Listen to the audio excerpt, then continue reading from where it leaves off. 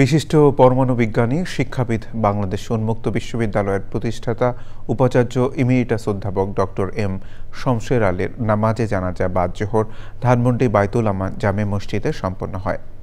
পরে আজিমপুর কবরস্থানে দাফন করা হয় এই বিশিষ্ট ইসলামী চিন্তাবিদকে। শনিবার সন্ধ্যায় তিনি অসুস্থ হয়ে রাজধানীর একটি হাসপাতালে ভর্তি হন। রাত 3:30টায় শেষ নিঃশ্বাস ত্যাগ করেন বরেণ্য এই পরমাণু বিজ্ঞানী।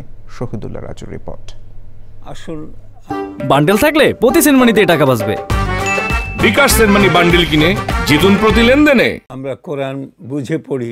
ঢাকা বিশ্ববিদ্যালয়ের পদার্থ বিজ্ঞান বিভাগের সাবেক অধ্যাপক, বাংলাদেশ বিজ্ঞান একাডেমির সাবেক সভাপতি, বিশিষ্ট পরমাণু বিজ্ঞানী, শিক্ষাবিদ, গবেষক ও Islamic scholar doctor M Shamsher Ali জোহরের নামাজের পর ধানমন্ডির বাইতুল আমান জামে মসজিদে এই গুণীজনের জানাজার নামাজে যোগ দেন বিভিন্ন শ্রেণীপেশার মানুষ। স্বজনরা জানিয়েছেন, সব সময় মানব কল্যাণের চিন্তা করতেন অধ্যাপক ডক্টর এম শমশের আলী। তার আত্মার মাগফিরাতের জন্য দেশবাসীর কাছে দোয়া চেয়েছেন পরিবারের সদস্যরা। তিনি সবসময় চেষ্টা করেছেন মানুষকে বিলিয়ে দিতে, জ্ঞান বিলিয়ে দিতে। তার মাগফিরাতের জন্য দোয়া করবেন। বিশিষ্ট জনরা বলছেন, বরেণ্য এই শিক্ষাবিদ তার কর্মের মাধ্যমে অমর হয়ে থাকবেন।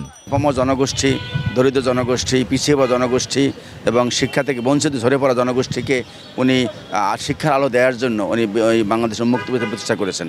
এটা একটা বিশাল অবদান। বিজ্ঞানী, শিক্ষক এবং অভিভাবককে হারিয়েছি। এই শূন্যতা পূরণ হবার নয়। বিজ্ঞানের সঙ্গে ইসলামের যে সমন্বয়, ধর্মীয় মূল্যবোধের প্র্যাকটিস, ওনার কাছ থেকেই শিখতে হয়।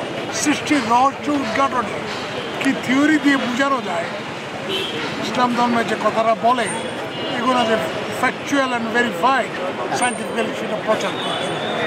ওনার মতো একজন মানুষকে হারিয়ে বাংলাদেশ আজকে অনেকটাই রিক্ত। আজিমপুর কবরস্থানে চিরনিদ্রায় শায়িত হয়েছেন এই শিক্ষাবিদ।